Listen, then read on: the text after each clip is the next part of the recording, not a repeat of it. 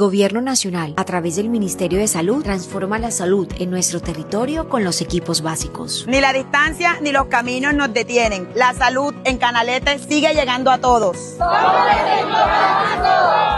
¿Sabías que todas las familias de los corregimientos del municipio de Canalete están siendo atendidas en sus casas por los equipos básicos en salud? Por eso, en el Hospital San José de Canalete nos pusimos la camiseta para que tú sigas siendo parte de esa estadística de vida. Con una atención continua y un acompañamiento real, nos trasladamos a nuestras comunidades dispersas y rurales. Seguimos transformando el sistema de salud en un derecho garantizado para cada familia canaletense. Por eso, ya no importa qué tan lejos vivas, nuestra prioridad es ofrecerte una atención médica con dignidad y equidad. La salud dejó de ser un privilegio de pocos para convertirse en el derecho de todos los canaletenses. Porque queremos un Canalete más sano y con equidad. Coméntale a ese familiar para que sepa que pronto estaremos en su puerta.